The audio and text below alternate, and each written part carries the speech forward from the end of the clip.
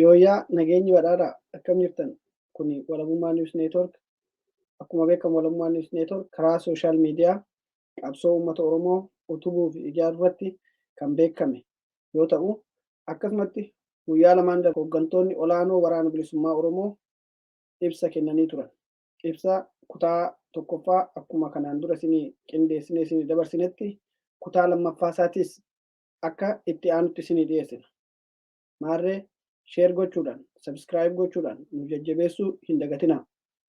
Kuni walabummaa News Network hanga dhumaatti akka nu daawwattan abdii keenya. Dhaggeeffattoota keenya sagantaa keenya dabre keessatti gaaffiif deebii kallattiidhaan hogganoota adda bilisummaa Oromoo waliin dirreerraa taasisne isinii dhiyeessinee turre. Har'ammoo kutaa lammaffaaf isa xumuraa isiniif dhiyeessina. Nu waliin tura. Ayyee mee kanuma irratti akkaataatti lafoonni qabamanii to'annaa uummataa yookaan waraana bilisummaa Oromoo jala tursiifaman irratti haasa'amaa ture. Mootummaa ce'umsaa ni dubbatama. Gama tokkoon mootummaan ce'umsaa ni gaggeeffama. Achi keessatti immoo waraanni bilisummaa Oromoo illee jira jedhama. Sana keessatti wanti yaadame irratti qophaa'aa jirtantu jira. Jaalmarroo. Mootummaan ce'umsaa jedhamusi garri itti ce'anisi injiru bowwaa jira. Bowwaa kana lafee dhiigaan guunneetu Oromoo irra tarkaanfachiisuu jira. Amma mootummaa ce'umsaa maaloo jechuun boofuma dhahamee biyyi keessa jiru kaasuuf carraaku. Mootummaan ce'umsaa ijaaramuu hin jiru. Amma kadeemaa jiru mootummaa gurguu bara dheeraa fi tooftaa jijjiirrachaa uummata Oromoo dhaqdhaqii gabummaa keessatti gadhiibaa dhiigaaf lafee Oromootiin jiraataa jiru bakka kaasu. Lolatti jirra malee ce'umsatti hin jirru. Erga lolamee mootummaan abbaa irree kun bakka ga'ee mootummaa ce'umsaa haa ta'u mootummaa haa ta'u waan Oromoo maluu fi biyyittii keessatti waan ta'uu qabu irratti haa ta'uu ni danda'a. Ammatti haasaa mootummaa ce'umsaa ce'umsatti hin jirru lolatti jirra. Kunis kana quban qabu gaazexaan akka mataa biyyaati. Ayyee jaalgammee kanarratti waan jettan jira. Ani waan hin jechuu barbaadu jaalilleen kaasee jira.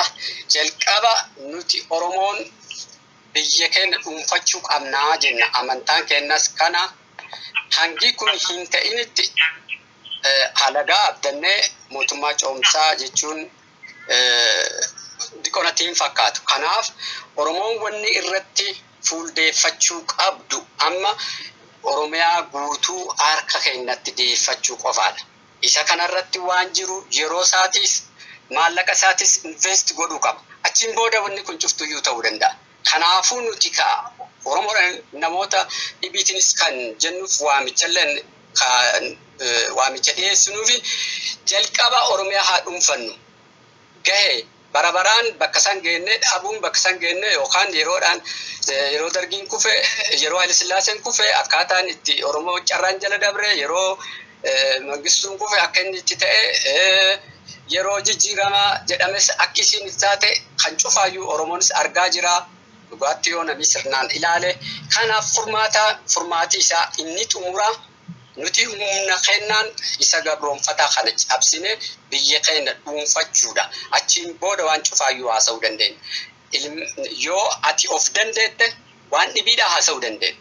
Yoo of hin dandeenye ammoo waan dhibii haasa'uu hin dandeettu. Akkuma namni tokko fakkeenyaaf yoo ilmee dhalanii barsiisanii sadarkaa tokkorraan ga'an eega sadarkaa sanarraan ga'een booda yoo namni sun ofii isaatiif iyyuu hin bulin haadhaaf abbaa isaa akka sadarkaa sanarraan ga'e sana yaadatu. Hin danda'u haa ofiif iyyuu hin bulle. Yoo ofii bule ammoo abbaaf haadha isaatis akkasitti dabarsaa achirraan booda itti aantee isaatti dabarsaa jechuudha. Aguma sadarkaa nam tokkootu. Kanaafiyyuu nuti Oromoonni kan yaaduu qabnu jalqabe inni kan ta'uu qaba. Nuti ofii gahoo ta'uu danda'uu qabna. Qabsoon uummati Oromoodhaa ganna 50 dura taate amma gaggeessaa jiru. Walumaa galatti sirra dhaabbataa hin qabu Oromoo qofaadha jechuudha. Kalee guu jalqabanis kanarratti jalqaban. fira tarsiimoo Oromoo qofaa qaba. Fira tooftaati agarre tooftaaf baroota dabran keessa. Kanaafuu kan sadarkaa duraatti waan cufaafuyyuu humna ta'e irree ta'u Oromoon ofii isaatiin lafa isaa wareegama barbaachisu itti baase boo'ichas biyya baasaa dhabuu sanas guutumaa guututti ofirraa dhaabe achiin booda waan dhibiidha haasa'uu qabaa jechuudha. Kanaaf amma namni cuftuyyuu duula kanatti fuuldeeffannee Oromiyaa dhuunfachuu achiin booda wanneen ta'uu danda'u cuftuyyuu ta'uu danda'a jechuudha.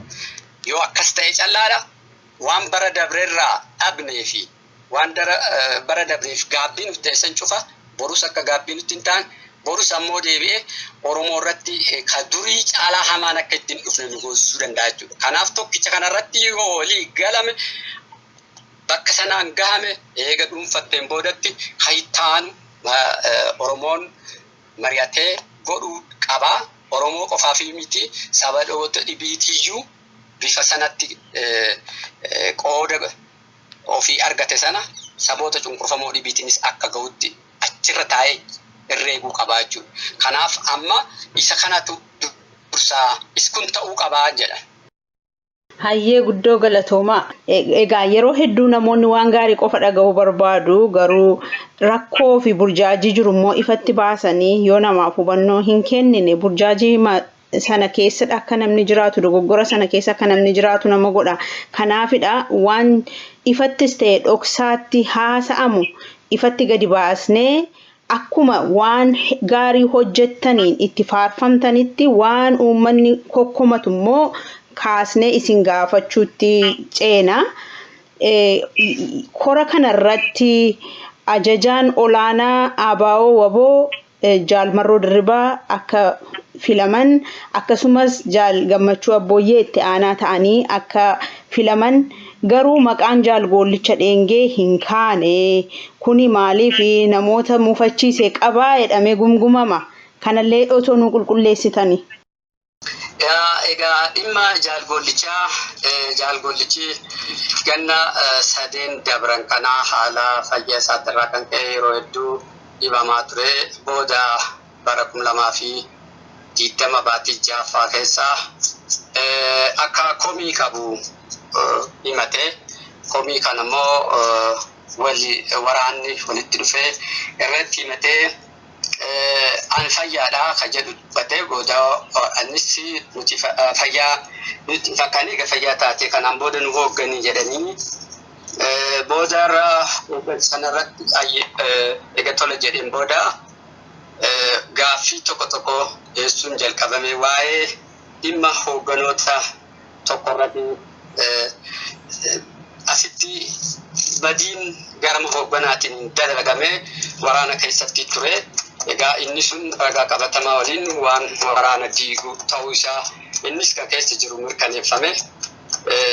Isa sanarratti egaa warri kun seeraan gaafatamuu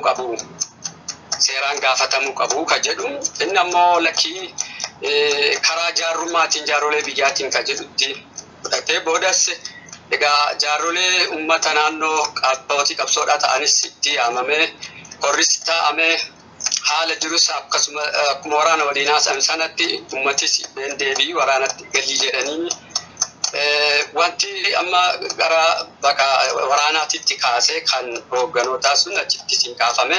Inni kun ammoo waraanni daandii seeratiin ilaalamaa malee akkanatti hin ta'u ka jedhu fudhate. Egaa boodarraa haala kanarratti innis akkasitti ejjennaa kan fudhate laneetillee an arraraa jalqabee isin hin hoogganu ani hooggana keessanii miti ofii keessanii hoogganaa jedhee waraanas bakkuma sanatti gatee biraa deeme.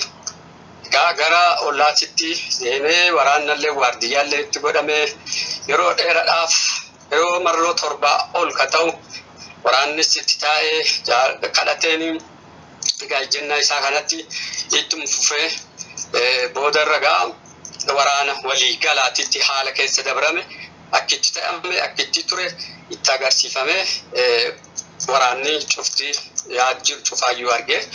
Kanaaf jaalli yeroo bakka tokkotti haa taa'u ka jedhu murteessanii garuu sanas hin taane yeroo dheeraa ganna tokko olii gaaffiin waraana kana uumame kun cufti isa kana fuudhaan jaallis gara hoggana isaatti deebi'ee akka inni hojjetu jechuudhaaf ganna tokkoof ol bifa kanaatiin turame.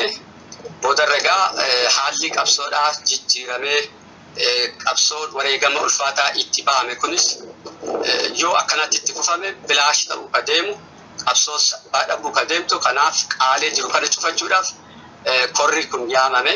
Egaa korri yaamame haala jiru irratti eega mari'atame booda hoggansa waloodhaa hin baafame.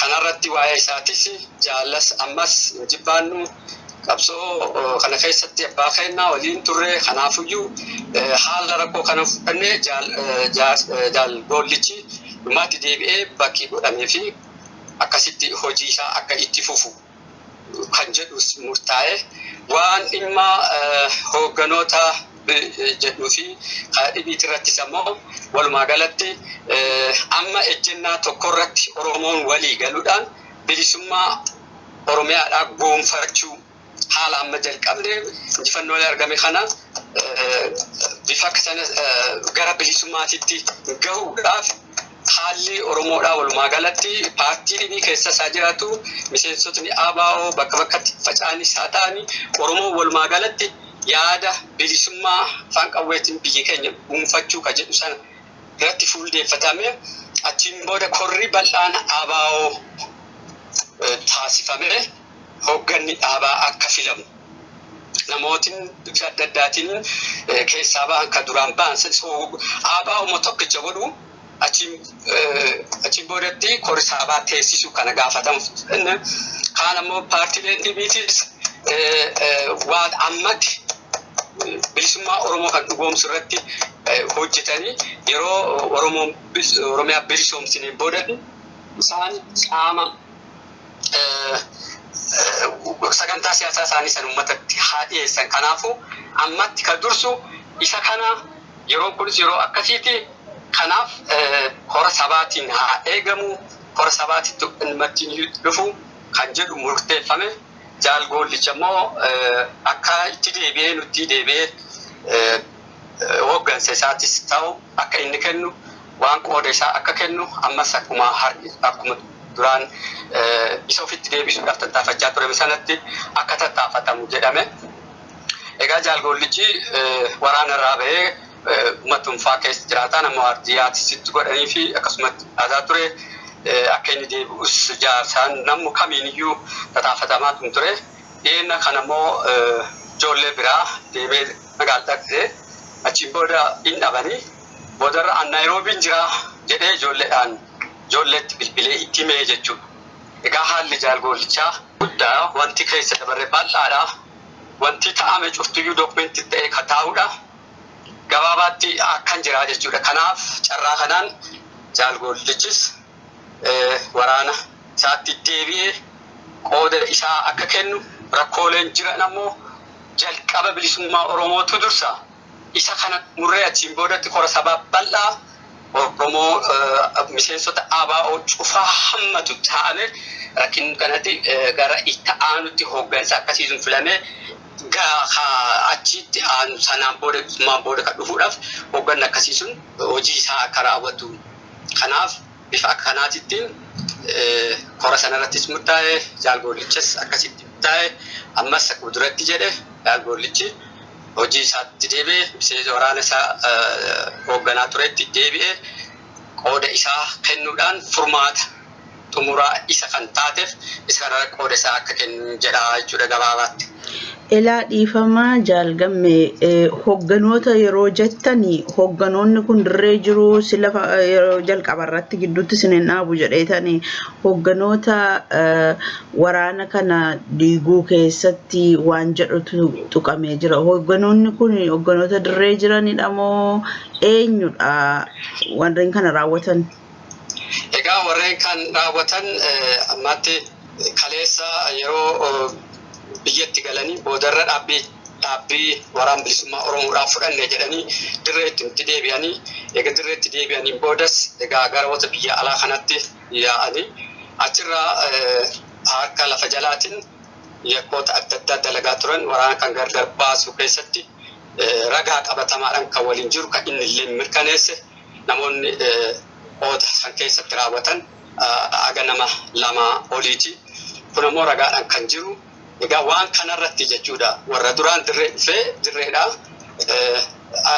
gara biyyoota ollaatitti deemantu rakkinoota as keessatti waraana keessatti akka uumamuu fi waraanni kun sadarkaa hamaarra akka inni ga'u taasisan sun immoo qabatamaadhaan kan mul'ate ture jechuudha. Egaa isa kana jechuun barbaada jechuudha. Hoogganoonni kun hoogganoota duraanii ABO keessa turan jechuudha. Malee amma dirreen jiran. Gaayyole Jiloo, Engee Hussein, egaa ani itti guddafamu warra kan ani dhugaasaalleen egaa kaamu kan waliin hojjetaa ture waan kan keessatti wal qabaachaa walumaa galatti ragaa ka agarsiisu akka isaan harka keessaa qaban jeequmsa guddaa waraana keessatti galchaa akka turan qabatamaadhaan ture jechuudha. Isa kanarratti innis ragaa waliin walumaan teennee walumaan murteeffannee ture jechuudha.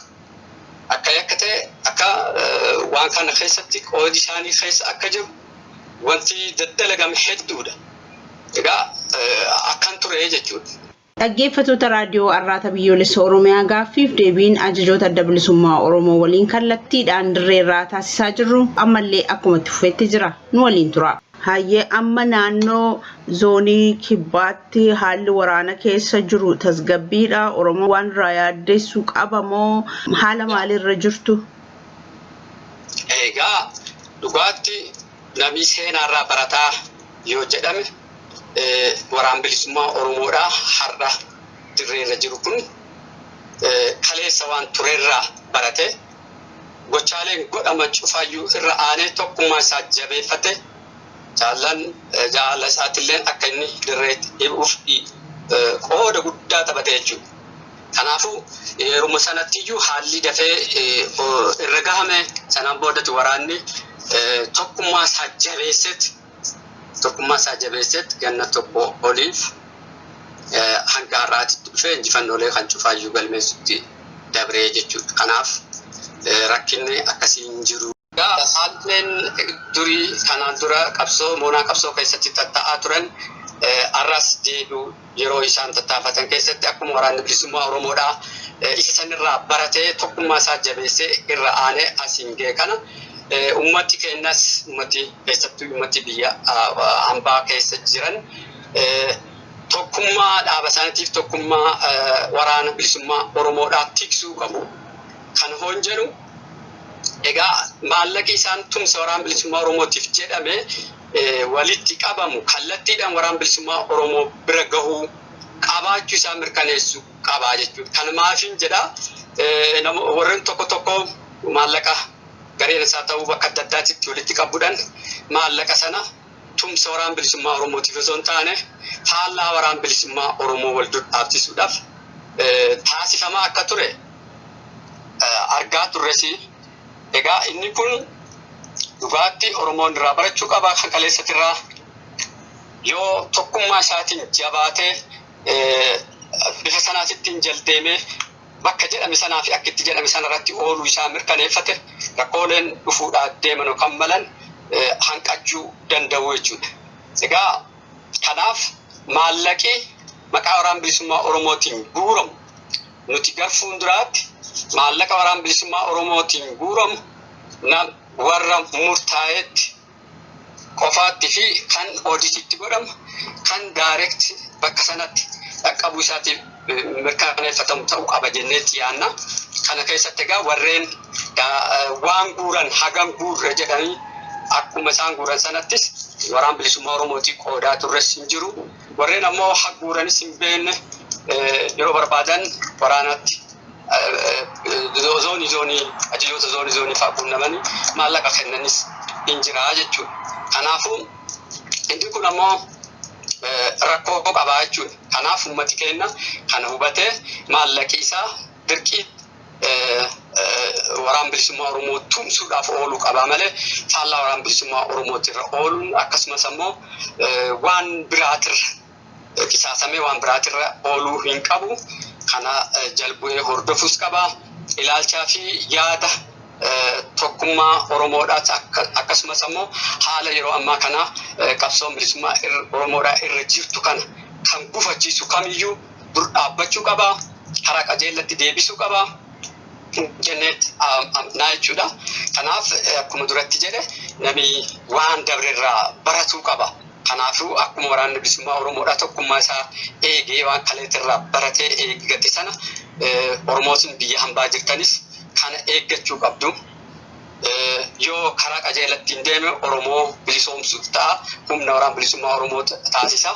Yoo karaa qajeelatti hin deemne taate ammoo maallaqa isin gumaachitan deebi'ee akkuma kaleessa baroota dabranii taasisuudhaa deema waan taateef isa kana cufaayyuu ummati keenya jalbu'ee hordofuu qaba. Wanni maallaqi waraana bilisummaa Oromootiif guurame ummati keenya jalbu'ee nu hubachiisuu qaba. Waraana bilisummaa Oromootiif ooluu qaba jenna. Kanaaf maannaan keessan guddaa ta'uu qabaan jedha. Hayyee waan baay'ee gaariidha. Haalli dirree sun bifa kanaan furamee tasgabbiin jiraachuun. Hayyee galatoomaa. Yeroo ammaa kana mootummaan shiftaan koloneel Abiy kuni sochii fi tarkaanfii waraanni bilisummaa Oromoo hagayya 8 bara 2020 kaasee bobbaa adda addaa labsee jiru kana rifatee tajaajila neetwoorkii fi intarneetii kutaalee Oromiyaa akkasumas ollaa Oromiyaa irraa kukkutaa jira bakka waraanni bilisummaa Oromoo keessatti mul'achuu mala jedhee yaadu keessatti haalli kun yoo itti fufe waraanni bilisummaa Oromoo woboo zoonii biraa wajjin wal quunnamuuf akkasumas uummata kanaa wajjin wal quunnamuuf darbees gara fuulduraatti akkamittiin uummata kana waan tokko tokkoon qaqqabuu danda'a akkamittiin wal quunnamtii sana turfachuun danda'ama itti fufsiisuun danda'ama waan jedhamu irratti wanti yaadamee itti qophaa'ame jira isa jedhudha Jaalmarroo siniin irraan jalqaba. Ayyee wanti itti qophaa'ame asirratti wanti himuu danda'u hin qabu. Ammoo mootummaan abbaa irree shiftaa koloneel Abiyyiin durfamu bilbila intarneeta waan cufayyuu guutumatti ji'oota hedduu fudhee waggaan walitti aansee duula gaggeessee yaani jibbaate beekta akka ammaa dhiisii kanaan durayyuu kanaaf bilbilli intarneetiin cituuni waraana bilisummaa Oromoo bakka deemuu fi daandii irra deemurraa hin hanqisu quunnamtiin akkamiin itti fufaa suni kanuma keessoo waraanni bilisummaa Oromoo akkaataa itti fufachuu danda'u qabuuti sun rakkoo tokkoyyuu miti. Wanni isaan kana gochuu jiraniif akkuma dur jette bakkoota adda addaatti waraanni bilisummaa Oromoo naannolee to'ate keessatti hawaasa bal'aa isa simatu suni miidiyaa irra bahuuni guddoo rifaatuu uume sana hanqisuuf qofaa gochuu jiranii sun hanqachuun ammoo Oromoo keessa adeemuu jirru bakka miilaan deemnee bira gahuu barbaanne sana nu hanqisu waan ta'eef diidatti bahee miidiyaa hawaasaa irratti mul'achuu baates waan jijjiiru hin qabu. Kanarraa kaase quunnamtiin akkamiin adeema suni kanuma keenyaatiin jechuudha. Hayyee jaalgammeen asirratti waan dabaltan yoo qabaattan. Waan dabalu dhibiidhaan qabu ayyaa. Hayyee mee amma immoo gama hariiroo dhiheenya kana TPLF TDF waliin tolfameetti deebina. Waan kun yaada lamatu jira. Yaadni tokko waan gaariitu godhamee jajjabeeffamuu qaba kan jedhutu jira. Gamni gariin immoo lakkii akkamittiin TPLF waliin waan akkasiyyuu yaadama. TPLF diina keenyadha. Kaleessa akkas nu godhaa turte wareegama hedduutu sababa sanaan bahee diinaa waliinidha. Hariiroo akkasii tolfachuun sirrii miti kan jedhanii waraana bilisummaa Oromoo irratti olola guguddaa oofaa jirantu jira. Kana bifa kamiin itti seentan? Jaalmarroo irraan jalqaba.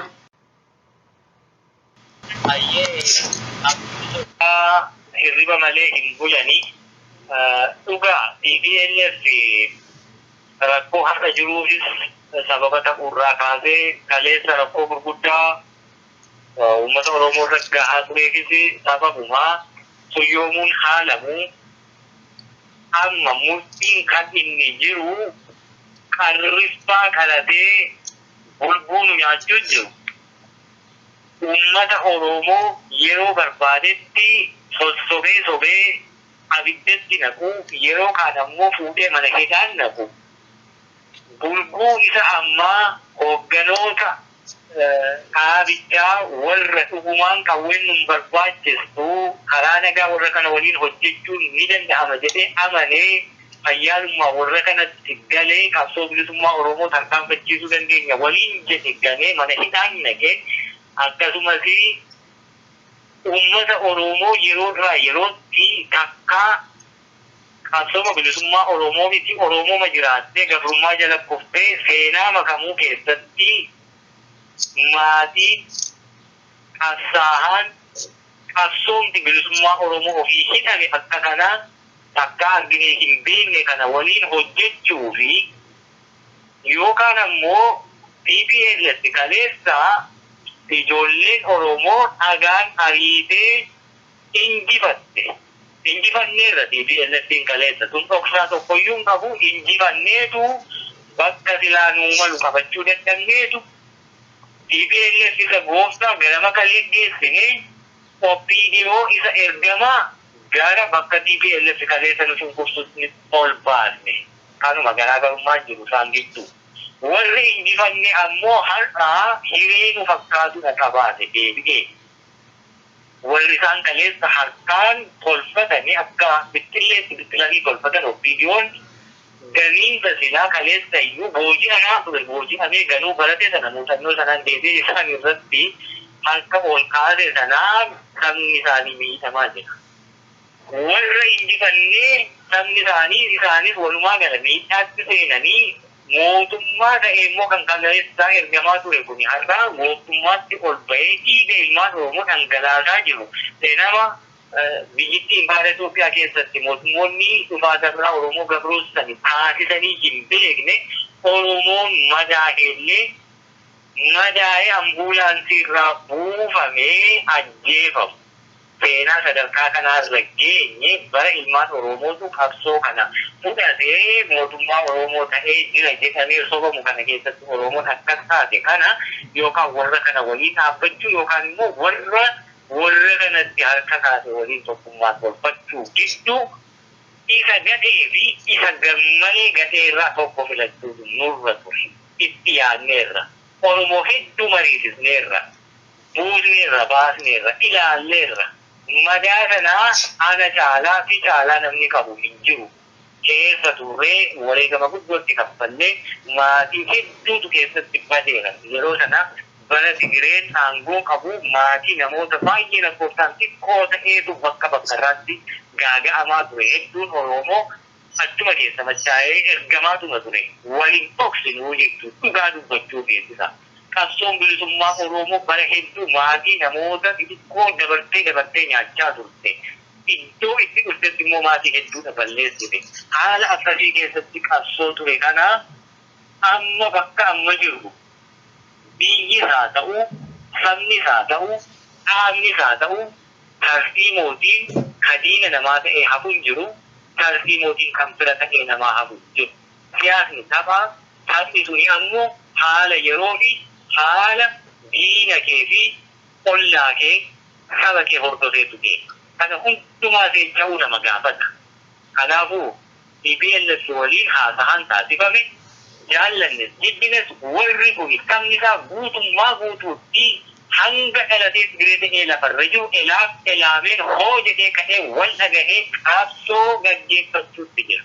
Akka saba Oromoo lakkoofsi isaa baay'ee fedhiin isaas yaadni isaas baay'ee miti. Sabni sun wal ta'ee warra kaleessaa innata wal nama lasatee gargar wal qoodee TPLF ilbishish waan jedha yookaan caccabee isarraa wal gahee wal baqatee walitti duulaa turetu dhimma Tigirummaa fi biyya Tigraay irratti dubbiin mariif ta'aniin jirtu jedhee walitti deebi'ee akkasiin qabsoo gaggeessuutti jira. Warri kuni gaara giddu galeessaatti sufuuf qabsoo gaggeessuutti jira jechuudha. Kanaafuu har'aa warra fiitti waliin lolatti jirra.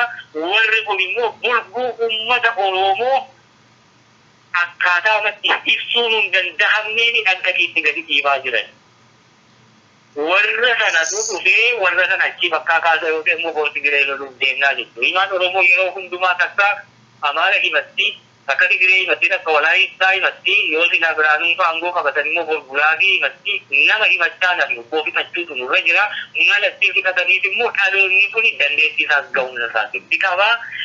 Tigireen harka 2021 kaa Oromoo 91 sana goyyumtee miti Oromoonis kan gaafa goyyoo miti kan lafa jiru.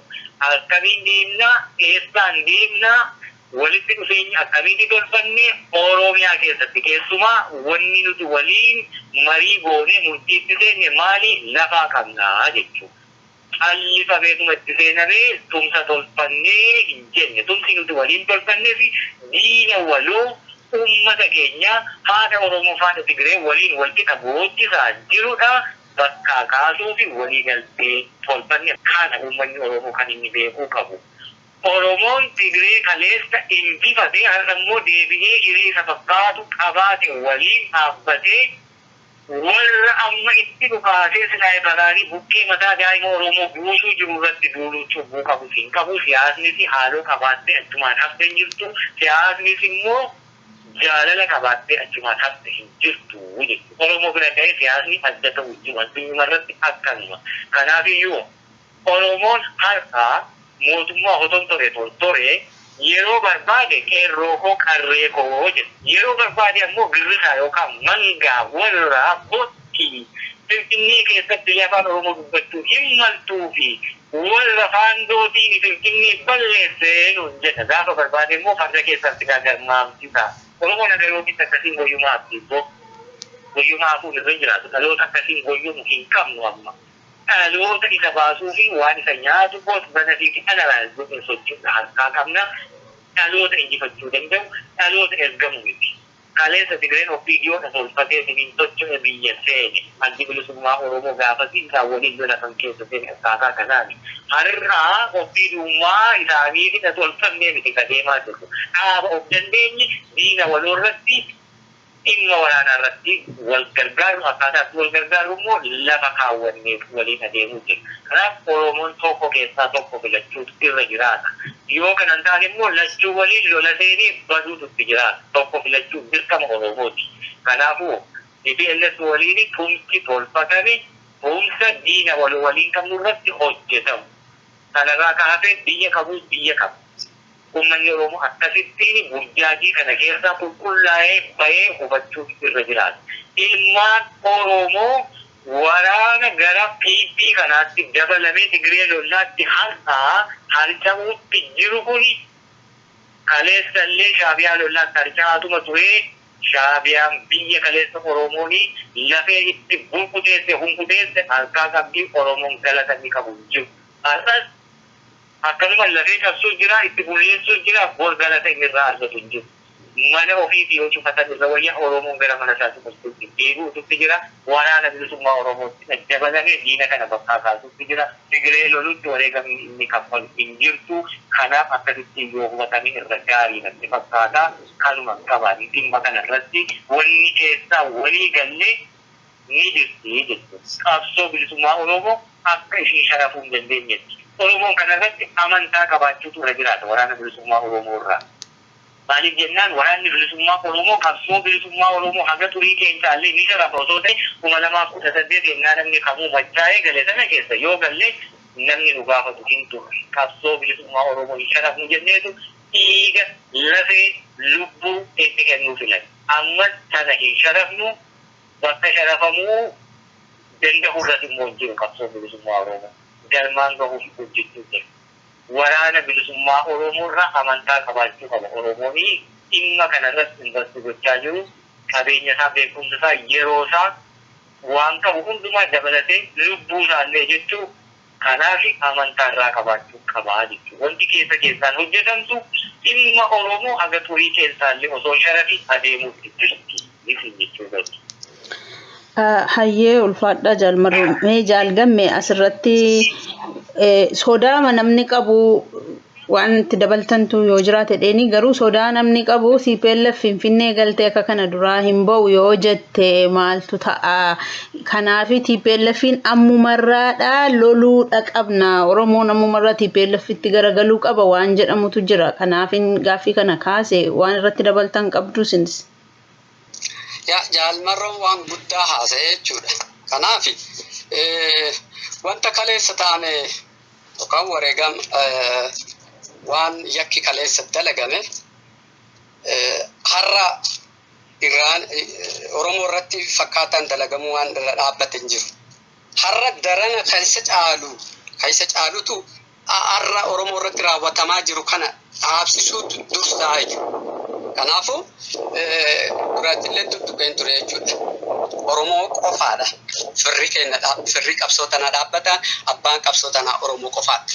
Eega qabsoon tun jalqabde hanga hammaatti iskan callaadha jechuudha. Kan irraa hafe fira tooftaa ture faayidaa isaatiif jedhee boodarra deebi'ee nyaaba ta'a. Inni nyaaba ta'ellee deebi'ee fira ta'ee godhaa ture jechuudha. So wanni tokko Oromoon nuti akka waraan bilisummaa Oromootitti uummata Oromootitti dhaamnu tokko jechuudha. Akkuma qara jalqaba firri dhaabbataan Oromoo qofaadha jennes ofitti abdachuu qabna. Nuti biyya keenya dhuunfachuu qabna jechuudha. Isa kanarratti fuuldeeffatuu qaba marlee irraan deddeebi'a. Ha ofii ga'eetu, ha ofii ta'eetu waan egeritti dhufu qolachuus danda'a, hambisuus danda'a, gaafachuus danda'a. Kanaaf jalqaba Oromoon isa kana fudhachuu qabdi jechuudha. Ammoo ammaatti kan nu lolaa jiru kan gocha baay'ee fokkataa gabroonfataan duraan dabreeyyuu hin godhin tochaa jiru isaan maangorra maqaa Oromootiin jiru kanatu waan kan cufu raawwataa jira. Kanaafuu nuti ka qabsoofnuuf Oromiyaa dhuunfachuudha. Kanaaf Oromiyaa dhuunfachuu qooti keenya guddaan. Kanaafuu kan si lolaa jiru isa sanallee namichi lolaa jiru sun waan nuti isa waliin waan amma jiru kan waan har'a lubbuu Oromoo qabeenya Oromoodhaa balleessaa jiru kan waliin taanee ofirraa qolachuun dirqama ta'a. Kanaafuyyuu yoo amma akkan jedhe sanatti Oromoon kanatti amanee ofitti abdatee Oromoo malee farri biidhaan jiru akkuma jedhe sun waan amma godhuu qabu cufa hoo godhee Oromiyaa guutuu dhuunfanne kaayitaan inni dhufe laallatanii jechuudha. Asitti ammoo isa san keessatti diina lama wal guloola akka itti loltuun qabdu. Kanaafuu deebi'iitii wanta bilisummaa Oromoodhaan nu jennu sanatti hanga hin bu'initti buldeenta. Isa sana immoo sharafuun hin danda'amu. Isa sanatti Oromiyaa fi kaayoo Oromoodhaa isa kaleessa wareegame hedduun itti bahaa jiru kan haydibu hayyamuu hin dandeenyu. Hanga sana kabajee jedhetti diina waloo waliin nulleen ajjeesaa jiru san jalqaba ofirraa kaasuun dirqama ta'a jechuudha. Achiin booda tokko yoo goote yoo kadhibi jijjiirrateetis dhufe Oromoon ofitti abdatee of ta'ee Oromiyaa isaa dhuunfate yaadii jijjiiramee dhufe darabeen loluutu irra filannee ta'uus qabaa jechuudha. Kanaafuu akkuma duratti jenne firrii tooftaa jechuun yerooti har'a firisii ta'e boru diinisii ta'a. Diinumsunti deebi'ee firanuu ta'aa ture. Egaa chaartaraatiyyuu hagam lakkaa'uu dandeenya. Kanaaf nutis keenna kanatti abdanne kan arganne fudhanne eeger kan walitti nama buusoo taate humna keenya godhanne kaayitaan irratti walitti dhufuutu qaba. Kanaaf dursii Oromoon kan itti cinqamuu qabdu, kan itti dhiphatu qabdu, kan wareegama barbaachisuuf itti baasu, itti kaffaluu qabdu humna keenya Oromiyaa dhuunfachuudha jechuudha. Eega kana dhuunfanne kaayitaa nuti darabeedhaan deemii qabna. Isa akka kanatti ilaalle jechuudha. Oromoonis kanatti hubachuu qaba. Kennuma callaatu nu baasa. Argannu itti dabalanna. Kan nurraa qoodatu dhabnu kennumaan bakka san gahuu qabna.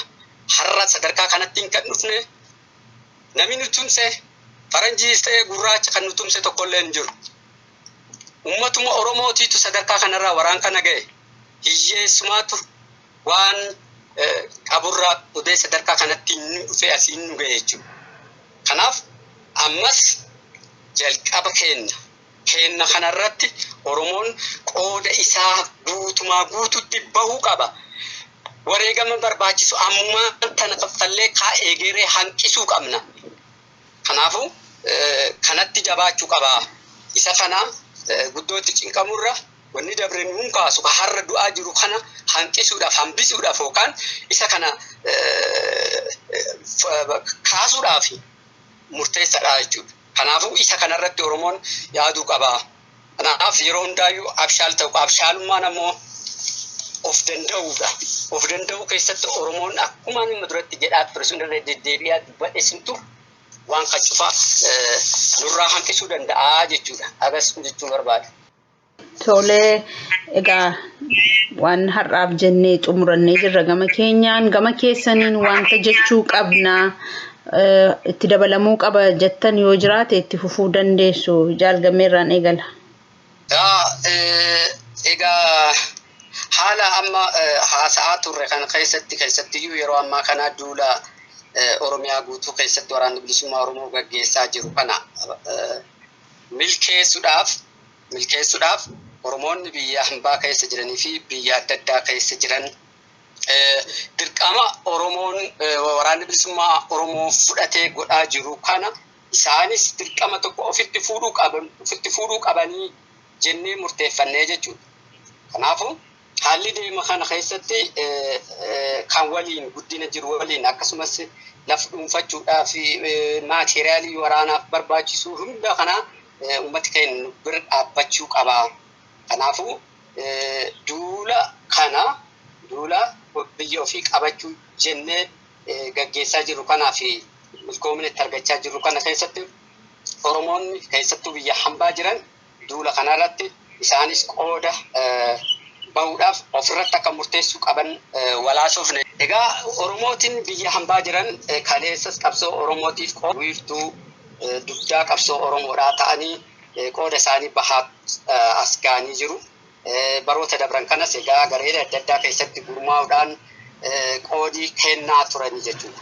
Har'a waamicha duula kana milkeessuudhaaf haala jiru irra aanuudhaaf isaanis qooda isaanii bahuun dirqama itti kennuu jennee jechuudha. Kanaafuu Oromoonni kamiyyuu Oromoo ta'e kamiyyuu kan bilisummaa saba keenyaa hawwu afaan qawwee kan malee fumaatiin jiru jedhee kan kana deeggaruu fi qaras tumsa godhaa jiru martiniyyuu bakka adda addaatti gurmaa ture san keessatti fakkeenyaaf taaksii foorsii keessatti qooda kennaa warreen jiran fuluma taaksii foorsiitti namuyyuu jala sanatti jiru doolaara xiqqaan doolaara 1,000 xiqqaan gadi aanan doolaara 1,000 duula kana milkeessuudhaaf Oromiyaa guutumaa guututti qabachuudhaaf woboo jabeessuudhaaf tumsuudhaaf waan kan akka inni milkaa'u godhuudhaaf dirqama kana bahuu qabaa jenne.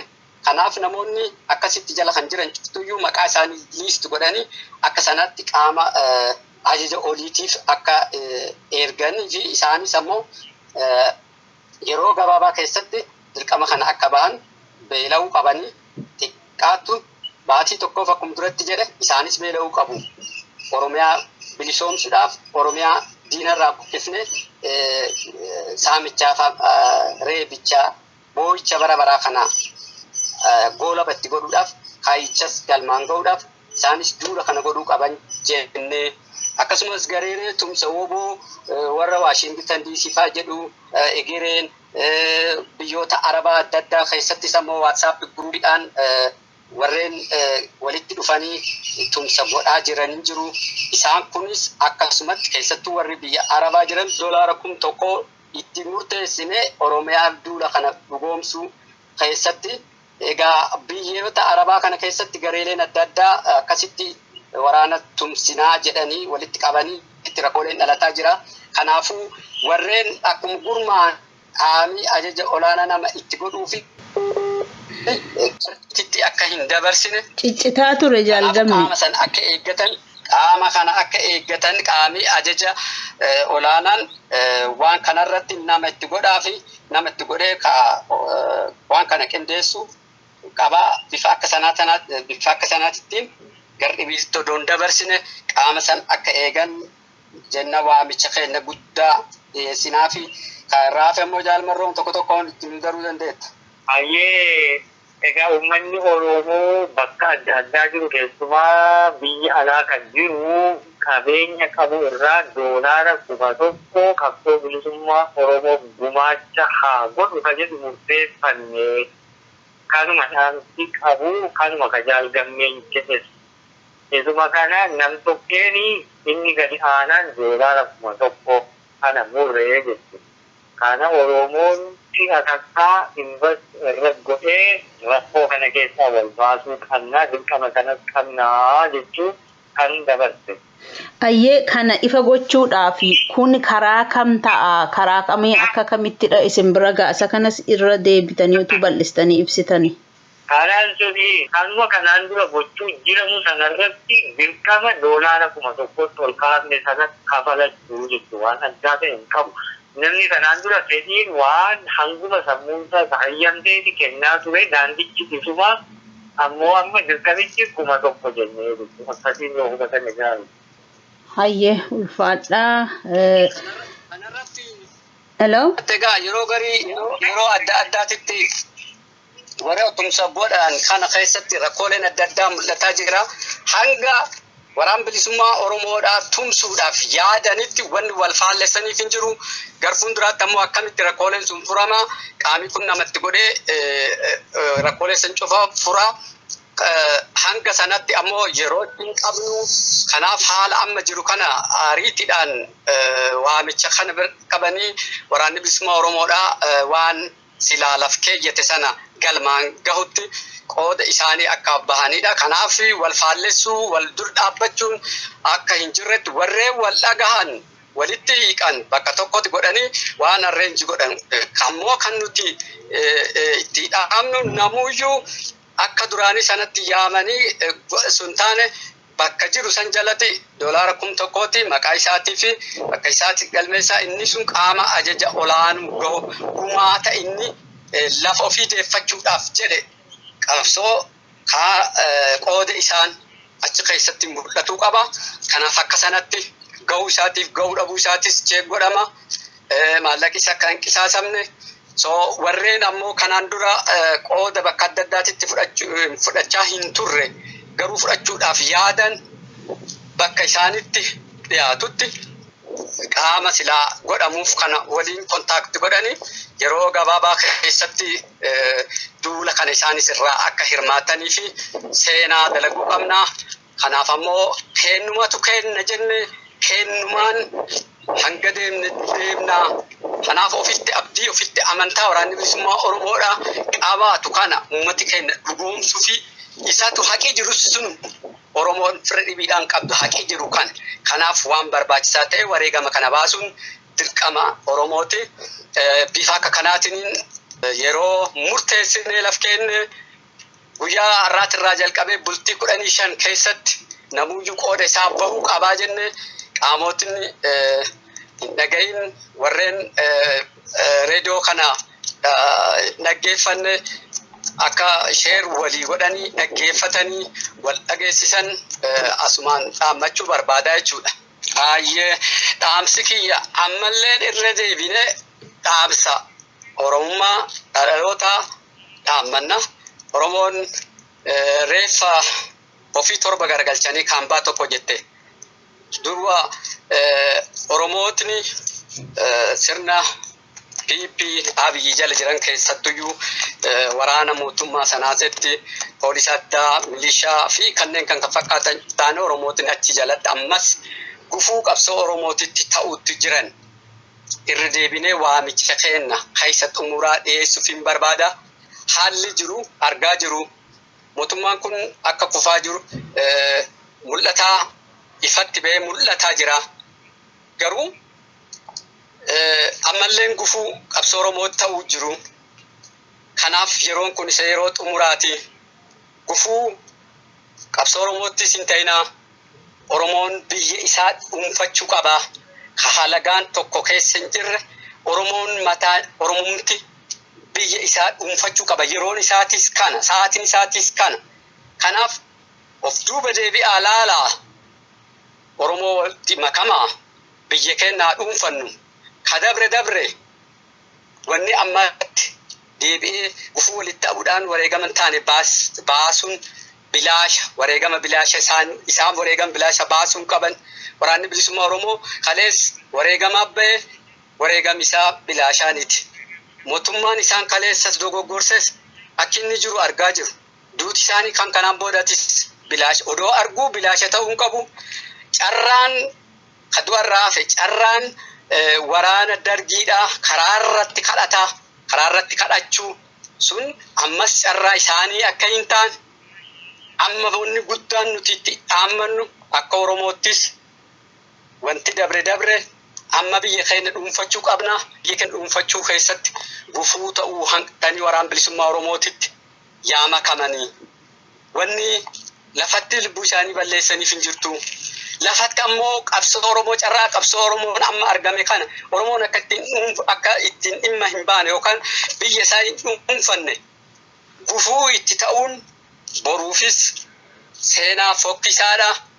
Jireenya jiruu isaatiifis isaa du'alleen du'a bilaasha.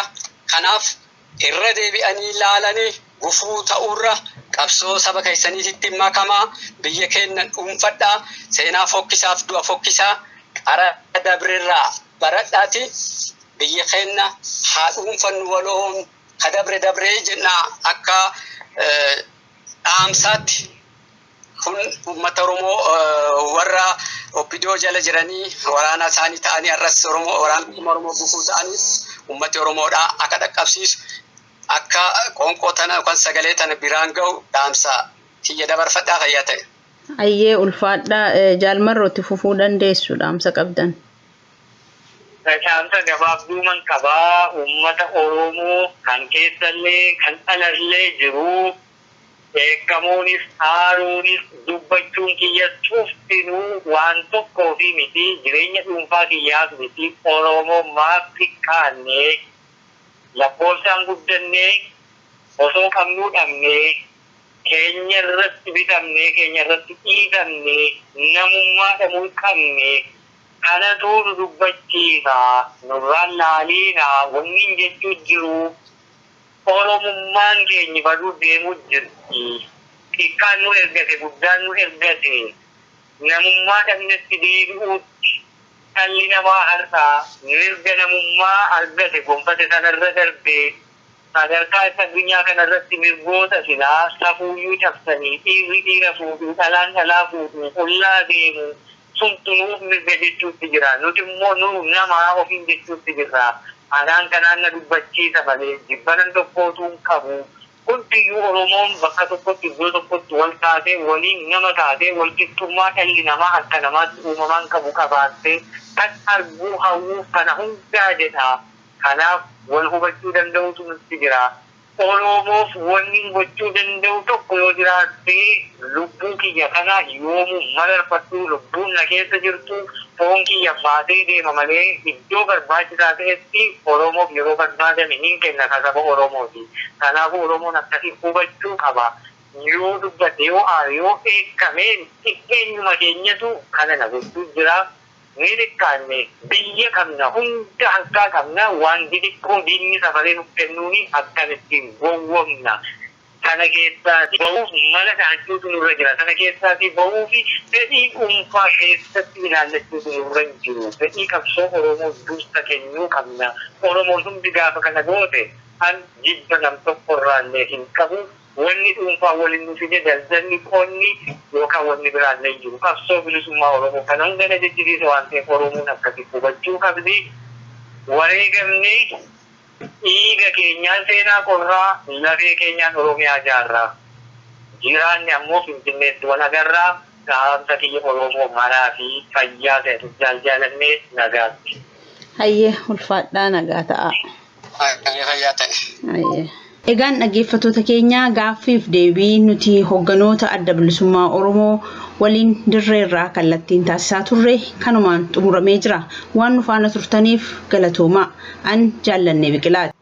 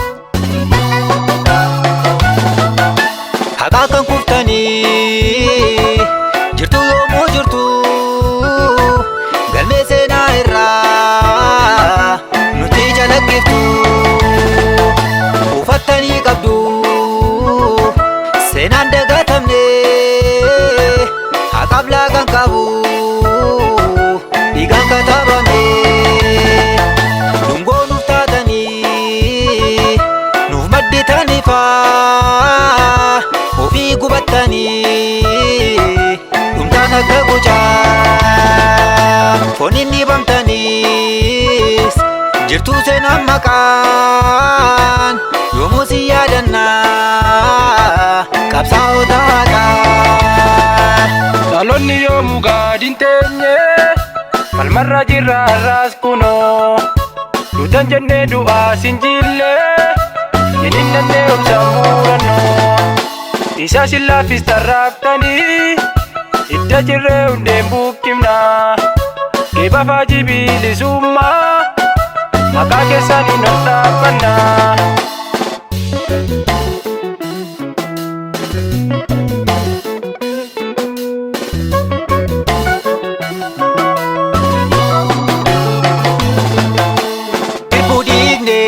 Waadaan nyaannu haadha qabsoof harkaan laannu gumaa baasna malee nyaannu faana goota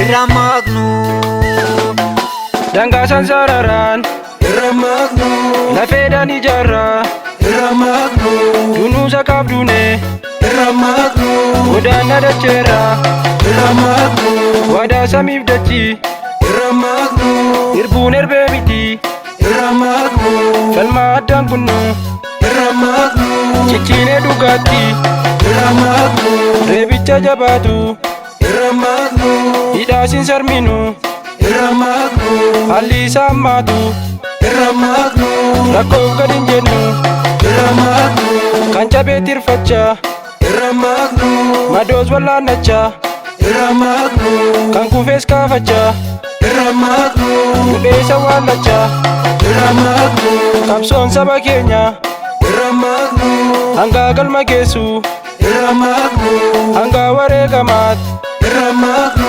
Yookiin bilisummaat irra maaqnu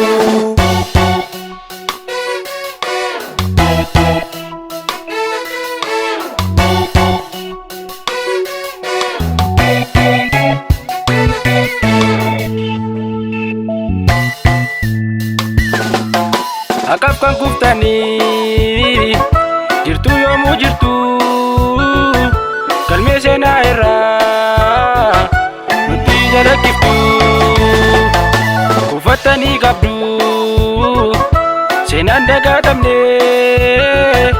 akaaf lakaan qabu dhiigaan kataabame dungoo nuuf taatanii nu madditaanifaa Ofii gubattanii Dumtaan akka gucaa Fooniin dhibamtaniis Jirtu seenaan maqaan Yoomuu si yaadannaa Qabsaa'ota haqaa Iyyaafannee arguu hin dandeenye Kan fayyaatti jira saadhamne Gootan qaqqaalii bilisummaaf Danuudha kan lubbuusaa kenne Aboo kotoo ekeraan keessanii Bolla keessan boqni haa guutu Dharaan miti dhugaa kuftanii Lubbuu keessan nuuf haa jannatu